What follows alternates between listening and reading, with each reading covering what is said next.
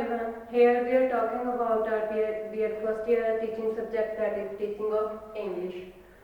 In our previous lecture we started our teaching skills, micro teaching skills. We already completed our first skill, that is skill of stimulation variation. Today we are talking about next skill, that is questioning skill. So here we will talk about what is questioning skill, components of questioning skill, and how to make a micro lesson for questioning skill. तो जैसे कि आपको questioning skill है, that means question पूछना, क्योंकि देखो जो questions पूछना होता है वो टीचिंग में बहुत ही एक जो महत्वपूर्ण, जो एक इम्पोर्टेंट जगह रखता है क्वेश्चन पूछना, because while teaching, when teacher asks the question from the students, and he can understand how much understand by the students, जो टीचर ने पढ़ाया है कितना जो स्टूडेंट है उनके द्वारा वो चीज़ समझी गई है, कितनी अंडरस्टैंड की गई है। तो दूसरे उसको अटेंटिव रखने के लिए, दूसरे उसको एक्टिव रखने के लिए भी जो है हम कह सकते हैं कि बच्चों से क्वेश्चन पूछे जाने बहुत ज़्यादा जरूरी है। क्लास में बच्चे, उनको बोरिंग नहीं लगती क्लास जब तक कि हम उनसे रिस्पांस नहीं लेते, वो अपना रिस्पांस देते हैं, फीडबैक देते हैं। उससे एक तो जो बच्चे हैं वो एक्टिव रहते हैं, उनकी जो अटेंशन है वो बनी रहती है। दूसरा जो टीचर को भी उसका जो वैल्यूएशन हो जाता है कि कितना जो बच्चों द्वारा लर्न है वो किया जा चुका है। The art of questioning is the most important weapon in the educational armory of a teacher. Questioning is an important device and key factor in any teaching learning process. Why questioning? We mean that the teacher wants to inquire about, किस चीज़ के बारे में teacher जो inquiry करना चाहता है, किस चीज़ के बारे में टीचर जो जानना चाहता है by asking questions. Previous knowledge of the student. सबसे पहले हम बात करते हैं कि अगर क्वेश्चन पूछे जाते हैं तो क्या वहां पे होती है, तो पीके टेस्टिंग होती है। फर्स्ट क्या होता है, PK testing, that means previous knowledge testing, की बच्चों को जो प्रीवियस नॉलेज कितनी है। अगर मैं कोई टॉपिक पढ़ाने जा रही हूँ तो सबसे पहले मैं उसी से रिलेटेड कुछ जो क्वेश्चंस है वो बच्चों से करूंगी। That means I want to check their previous knowledge about the content. ठीक है, आगे हम बात करते हैं test students understanding during presentation. Test और क्या करते हैं हम, स्टूडेंट्स understanding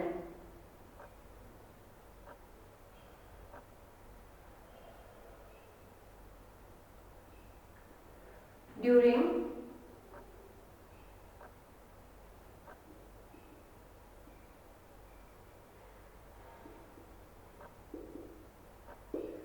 प्रेजेंटेशन। प्रेजेंटेशन में क्या मतलब है कि जब आप प्रेजेंट कर रहे हो, कोई टॉपिक पढ़ा रहे हो, तो बीच बीच में जब क्वेश्चन पूछे जाते हैं तो उसका मीनिंग क्या होता है, तो स्टूडेंट्स अंडरस्टैंडिंग चेक करते हैं स्टूडेंट ने कितना अंडरस्टैंड किया, जो अध्यापक द्वारा, जो टीचर के द्वारा टीच किया गया, स्टूडेंट्स ने उसको कितना है जो लर्न किया जाए, कितना उसको अंडरस्टैंड किया है।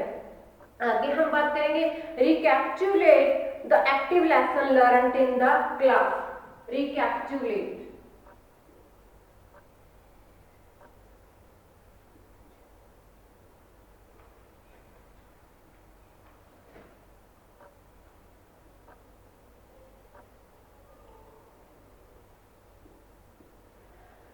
रिकैपिचुलेट का क्या मतलब होता है, दैट मीन्स कि हम जब बच्चों को पढ़ा रहे हैं तो बाद में जब हम उससे क्वेश्चन करते हैं तो हम उसका ओवरऑल देखते हैं बच्चे ने क्या समझा, कितना समझा, उसको जो टॉपिक पढ़ाया है उसका आइडिया लगा या नहीं लगा, कि उसमें जो आइडियाज है वो किस तरीके से हमने देने हैं, जब टॉपिक के बारे में जो आइडियाज बनाने हैं वो हम किस तरीके से बना सकते हैं। Recapitulate the active lesson learned in the class.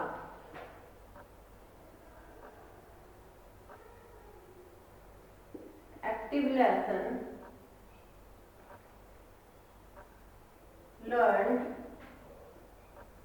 In the class, जो क्लास में लेसन पढ़ाया गया है जो अभी करंट में लेसन पढ़ाया गया है, तो उसका रिकैप्चुलेट करने के लिए, उसको रिवाइव करने के लिए, तो हम ये चीजें देखते हैं। अगर हम बात करें क्वेश्चंस की, क्वेश्चन पूछे जाने तो हम किस तरीके के जो क्वेश्चंस हैं पूछ सकते हैं। तो हम दो प्रकार के जो क्वेश्चंस हैं वहां से पूछ सकते हैं, उसे फॉर्मल क्वेश्चन और नॉर्मल क्वेश्चन या नेचुरल क्वेश्चन भी हम उसको कह सकते हैं। तो हम यहाँ पे क्लासिफिकेशन ऑफ क्वेश्चन देखते हैं कि किस तरीके के जो क्वेश्चन है वो पूछे जा सकते हैं।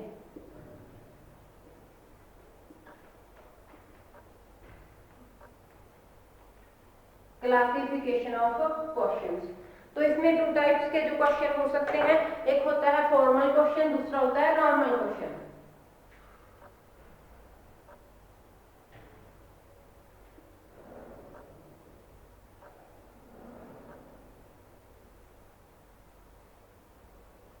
ये हमारे फॉर्मल कैटेगरी के आगे, ये हमारे नेचुरल आगे या फिर नॉर्मल क्वेश्चन आगे, इनफॉर्मल क्वेश्चन आगे।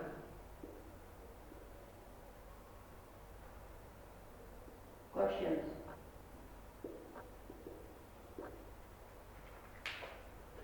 फॉर्मल क्वेश्चन और नॉर्मल या फिर नेचुरल क्वेश्चन बोलेंगे हम। तो इसमें जो फॉर्मल क्वेश्चन आते हैं उसमें क्या कुछ आएंगे, टीचिंग क्वेश्चंस आ जाएंगे, टीचिंग एंड डेवलपिंग क्वेश्चंस आ जाएंगे, और टीचिंग क्वेश्चन में क्या आ जाएंगे, प्रीलिमिनरी क्वेश्चन आ जाएंगे और रिकैपिचुलेटरी क्वेश्चंस हैं जो आ जाएंगे। हम अब बात करते हैं फॉर्मल क्वेश्चंस की। फॉर्मल क्वेश्चंस में कौन कौन से क्वेश्चन आते हैं, इसमें टीचिंग क्वेश्चन आ जाएंगे, टीचिंग एंड डेवलपिंग क्वेश्चंस आ जाएंगे, टीचिंग एंड डेवलपिंग क्वेश्चन, या फिर हम इसको टीचिंग क्वेश्चन लिख सकते हैं। ठीक है,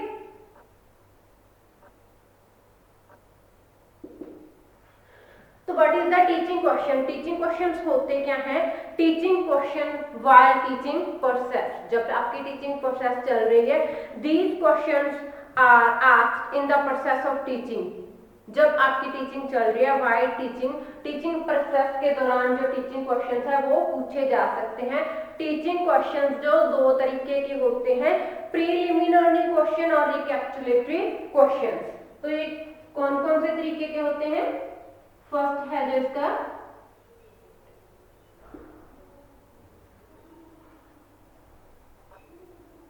क्वेश्चंस,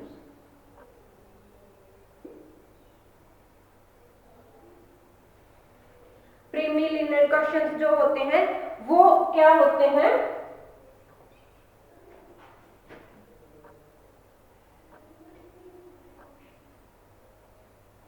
सॉरी स्पेलिंग मिस्टेक हो गई थी।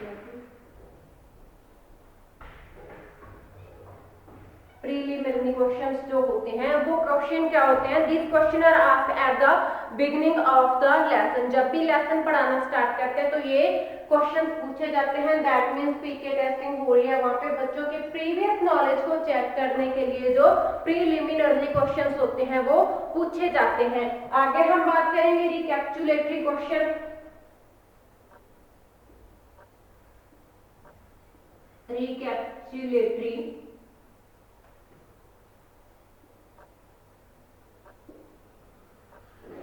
रिकैपिचुलेट का मतलब क्या होता है कि एंड ऑफ द लेसन पे पूछे जाते हैं। Recapitulate the active lesson learned in the class. जो क्वेश्चंस होते हैं जो बाद में पूछे जाते हैं वो किस लिए पूछे जाते हैं? जब टॉपिक हमारा खत्म हो जाता है, जब हम टॉपिक पढ़ा देते हैं, तो यहाँ पे एंड ऑफ द लेसन पूछे जाते हैं। ये कहाँ पे पूछे जाते हैं? एट स्टार्टिंग पॉइंट, जब हम लेसन पढ़ाना शुरू करते हैं, eight the beginning of the lesson, और ये कहाँ पूछे जाते हैं? At the end. जब आपने लेसन पढ़ा दिया तो उसका रिकैपिचुलेट किया, that what and how much understand by the student, how what and how much learn by the student. Teaching के दौरान जो क्वेश्चंस पूछे जाते हैं ये नॉर्मल क्वेश्चंस होते हैं। जो नॉर्मल जो क्वेश्चंस होते हैं, in this type of question the questioner does not know the information about he ask and makes the query। इसमें कोई स्पेसिफिक हम कह सकते हैं कि क्वेरी नहीं रखी जा सकती। ये डायरेक्टली और इनडायरेक्ट वे में पूछे जा सकते हैं। तो इसमें जो कुछ स्पेशल जैसे एंड पे और या फिर स्टार्ट वाली बात नहीं रहती है, नॉर्मली जो क्वेश्चन है वो पूछे जा सकते हैं। तो ये तो था उसका क्लासिफिकेशन ऑफ क्वेश्चंस की कैसे कर सकते हैं। अब हम करते हैं इसके कंपोनेंट की बात करते हैं कि इसके जो कंपोनेंट हैं वो कौन कौन से होते हैं। बट क्वेश्चंस में एक बात ध्यान रखनी चाहिए कि जो क्वेश्चन पूछे जा रहे हैं ऑल क्वेश्चंस शुड रेलिवेंट होने चाहिए। वो किसके साथ होने चाहिए? With the topic. जो टॉपिक आपने चूज किया है उसी टॉपिक के साथ जो रेलिवेंट है वो क्वेश्चंस होने चाहिए, ताकि जो स्टूडेंट का इंटरेस्ट है वो क्लास में बना रहे। हम बात करते हैं इसके कंपोनेंट की कि जो इसके कंपोनेंट है कौन कौन से इसके कंपोनेंट हो सकते हैं।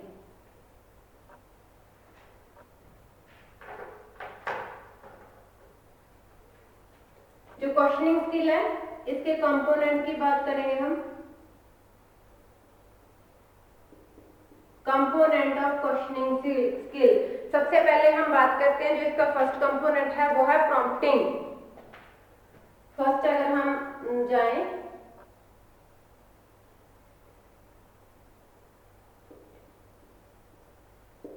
प्रॉम्प्टिंग का क्या मीनिंग होता है? The teacher puts question with the purpose of prompting the students for speaking।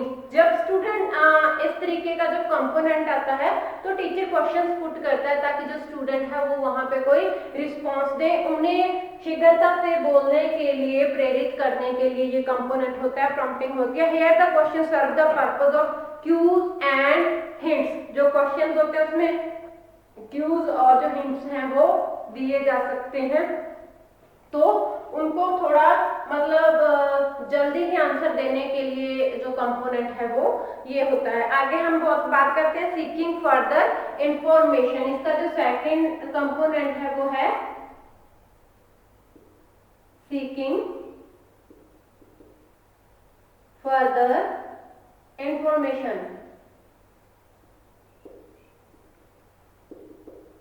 तो what is seeking further information? In this language of the question is such which enable the person to think more and give some information as compared to what has already been given। कि इसको seeking further information मतलब है कि आगे की जो information है उसे देखने के लिए या फिर उसे सोचने के लिए बच्चे को मजबूर करना। इसमें क्या होता है कि बच्चे से ऐसी क्वेश्चनिंग की जाती है जिसमें कि बच्चा कुछ सोचता है, थोड़ा ज्यादा सोचता है कि क्वेश्चन में आधी जो इंफॉर्मेशन दे रखी है उसके आगे क्या जो उसका आंसर है वो हो सकता है। तो इसलिए इसको क्या कहते हैं? सीकिंग फर्दर इंफॉर्मेशन आता है यहाँ पे। The teacher tries to obtain further information from the students या पीपल। कि जो अध्यापक होता है तो इसमें वो क्या करता है, वो आगे की जो इंफॉर्मेशन है, अगर फॉर एग्जाम्पल आपने एक क्वेश्चन का आंसर दे दिया तो नेक्स्ट क्वेश्चन है वो टीचर ऑलवेज ट्राई करेगा कि वो स्टूडेंट के द्वारा जो उसकी इंफॉर्मेशन है वो दी जाएगी। इसका थर्ड आता है रीफोक्सिंग।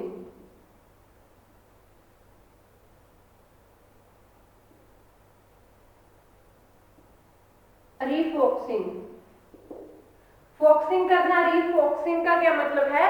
रीफोक्सिंग का मतलब है the teacher puts that type of question whereby he is able to reform the attention of the student on some fundamental point। कि जब भी टीचर के द्वारा कोई क्वेश्चन पूछा जाएगा, ऐसा क्वेश्चन पूछा जाएगा कि जो विद्यार्थी हैं, जो स्टूडेंट्स हैं, उनकी जो अटेंशन है वो एक किसी मतलब जो सम फंडामेंटल जो बेसिक पॉइंट है उन पे आ जाए, या फिर उस बेसिक पॉइंट के बारे में वो सोचें। आगे हम बात करते हैं रीडायरेक्शन की। इसका फोर्थ जो कंपोनेंट है वो है रीडायरेक्शन। रीडायरेक्शन का मतलब क्या है? डायरेक्शन का मतलब होना उनको कुछ क्लूज या हिंट देने, उनको डायरेक्ट करना। तो ये रीडायरेक्शन क्या है? अगेन क्या है जिसमें चीज the purpose of putting the question is to redirect to attention of the student so as to get the desired response। ताकि जो बच्चे हैं वो क्या है एक डिजायर जो रिस्पॉन्स है वो वहां पे दे सके, तो उनकी जो रीडायरेक्शन है वो वहां पे की जाती है। नेक्स्ट जो इसका है increase critical awareness. Increasing critical awareness.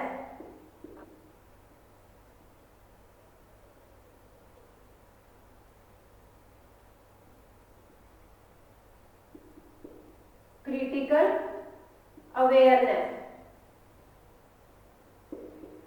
इसमें क्या होता है, इंक्रीजिंग क्रिटिकल अवेयरनेस, कि जो स्टूडेंट्स हैं उनसे ऐसा जो क्वेश्चंस है वो पूछे जाते हैं, क्वेश्चन पूछे जाते हैं जिसमें क्या होता है कि स्टूडेंट को अगर उनको आंसर नहीं पता लेकिन वो उसके लिए जो उसको एनालाइज करना शुरू करता है, उसको जो क्रिटिकल अवेयरनेस है वहां पे वो आती है।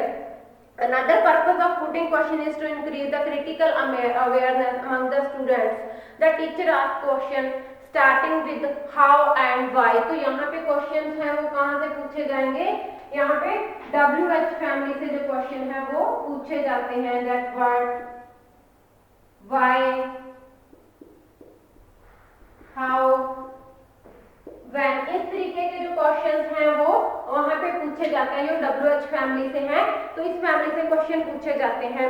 The compels the student to think critically and give the possible correct answer. तो इसमें क्या होता है कि बच्चे की जो क्रिटिकली उसको सोचना, उसको एनालाइज करना स्टार्ट करेंगे ताकि वो क्या अपना कोई रिस्पॉन्स दे सके, उसके जो आंसर के बारे में बता सके। तो ये तो था हमारा क्वेश्चनिंग की स्किल के लिए कि जो क्वेश्चन किस तरीके के हम क्वेश्चन पूछ सकते हैं, क्यों पूछे जाते हैं क्वेश्चन, और जो इसके कंपोनेंट है वो कौन कौन से इसके कंपोनेंट होते हैं।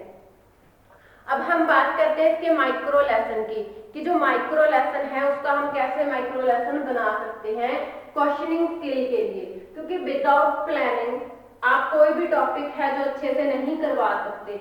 माइक्रो टीचिंग में यही सिखाया जाता है कि आप कैसे एक स्किल को इफेक्टिव तरीके से यूज कर सकते हो और अपनी जो इफेक्टिव टीचिंग है वो वहां पे दे सकते हो। तो यहाँ पे हम बात करते हैं माइक्रो लेसन की, कि हम एक माइक्रो लेसन कैसे पढ़ा सकते हैं। तो सबसे पहले हमारा जो सब्जेक्ट है वो है टीचिंग ऑफ इंग्लिश। तो हम इंग्लिश का एक लेसन बना के यहाँ पे देखते हैं। सबसे पहले हम स्टार्ट करते हैं, जो जैसे कि हमने कल किया था, we had completed one micro lesson already in previous lecture. तो सबसे पहले यहाँ पे क्या है, हम यहाँ पे सब्जेक्ट मेंशन करेंगे, कौन सा सब्जेक्ट है उसका टॉपिक मेंशन करेंगे, स्किल मेंशन करेंगे, रोल नंबर मेंशन करेंगे, क्लास मेंशन करेंगे और टाइम मेंशन जो करेंगे। सबसे पहले हम बात करते हैं सब्जेक्ट की।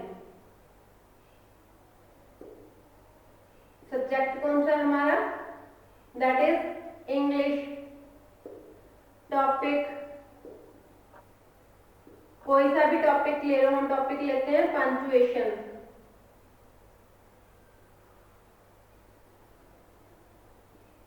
पंक्चुएशन तो यहाँ पे हम लिखते हैं स्किल के बारे में, कौन सी जो स्किल है आज हमारी कौन सी स्किल है, क्वेश्चनिंग। यहाँ पे पेपर टीचर का रोल नंबर लिखते हैं, रोल नंबर जो भी है लिखना है। यहाँ पे हम लिखेंगे टाइम। तो माइक्रो टीचिंग का जो टीच करने का टाइम है वो कितना होता है, 5 to 10 मिनट। यहाँ हम क्लास लिखते हैं, आप कोई भी क्लास लिख सकते हो जिसमें आप पंक्चुएशन करवा सकते हो। 6th में पंक्चुएशन करवाते हैं, 7th में करवाते हैं, 8th में करवाते हैं। जिस क्लास को पढ़ाने की ड्यूटी है पीपल टीचर की, उसी क्लास के हिसाब से जो है माइक्रो लेसन है वो बन जाएगा। तो यहाँ पे हम करते हैं सीरीज नंबर हो गया, कितने क्वेश्चंस है जो पूछ रहे हैं, ये क्या है, पीपल टीचर एक्टिविटी आ जाएगी यहाँ पे।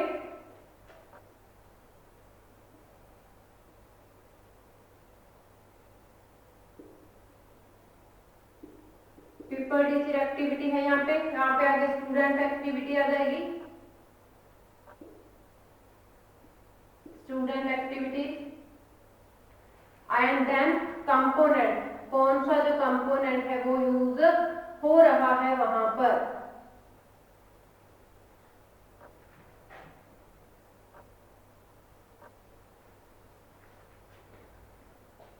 देखो this is questioning skill. Questioning skill है, क्वेश्चन पूछने की स्किल है।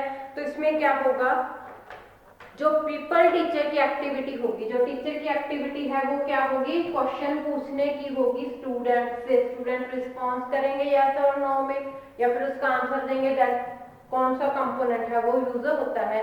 तो हम पे बात करते हैं, जो टॉपिक लिया है पंक्चुएशन का, जो पंक्चुएशन का टॉपिक है कि पंक्चुएशन क्या होती है, तो हम यहाँ पे स्टार्ट करते हैं कि व्हाट इज पंक्चुएशन, या how many punctuation marks are there in English. First, how many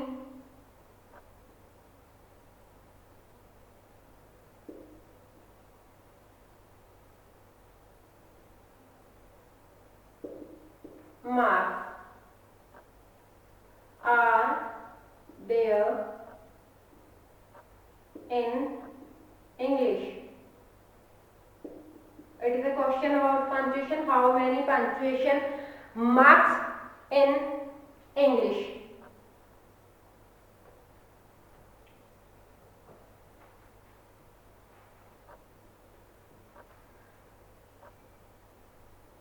Punctuation की spelling से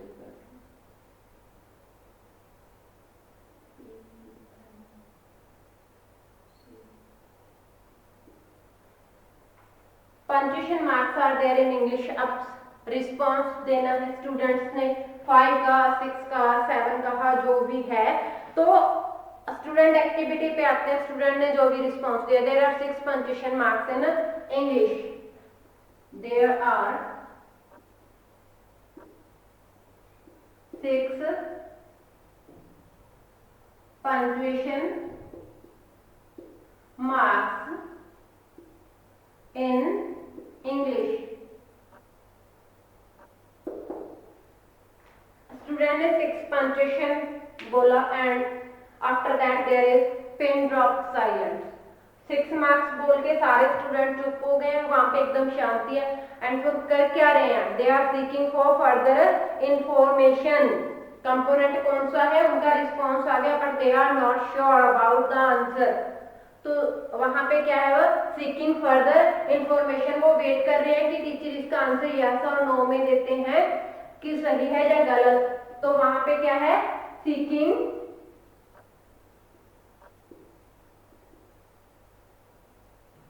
फर्दर इंफॉर्मेशन।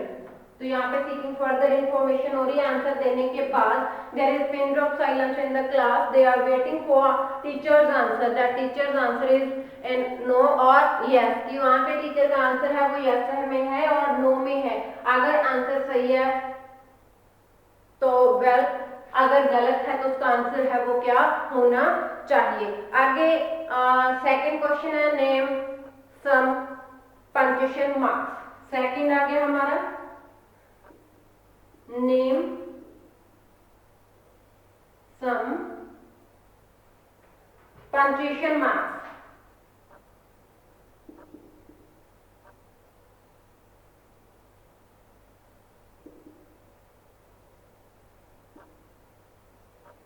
कि जो पंक्चुएशन मार्क्स हैं तो उसके कुछ के नेम बताओ। स्टूडेंट्स के द्वारा क्या किया जाता है, स्टूडेंट्स कुछ नाम बताते हैं, जैसे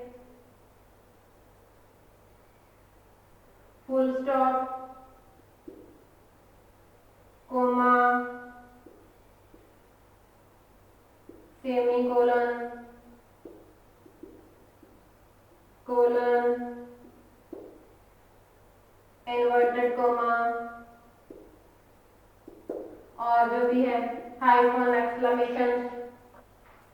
तो बच्चों ने अपना दे दिया, आंसर दे दिया, और उसके बाद फिर क्या हो गए, वो साइलेंट हो गए। देन फिर वो क्या कर रहे हैं, यहाँ पे क्या हो रहा है, फिर seeking further information, seeking further information. तो कंपोनेंट कौन सा यूज हो रहा है यहाँ पे, सीकिंग फर्दर इंफॉर्मेशन। आगे की जो इंफॉर्मेशन के बारे में वो वेट कर रहे हैं। तो थर्ड पे चलते हैं हम। थर्ड पे आगे जो टीचर का जो रिस्पॉन्स आता है वो क्या आता है, what is use between two words when too many option are there, the option are given. What is use between two words, what is used between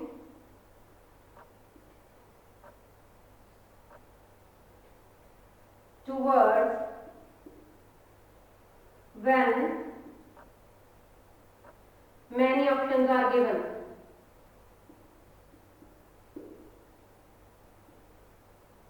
given.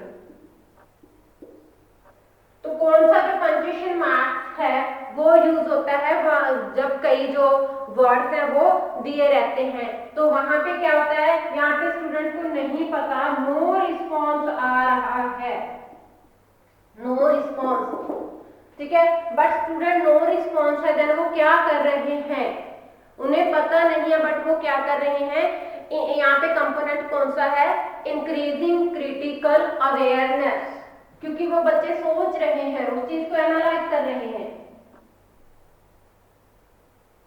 Increasing critical awareness, तो ये हमारा awareness का जो component है वहां पे use हो रहा है। इस प्रकार हम जिसका पूरे का पूरा करते हैं कि जैसे एग्जांपल देते हैं, he gave me a pen, pencil, a book, a pen comma a book comma a pencil.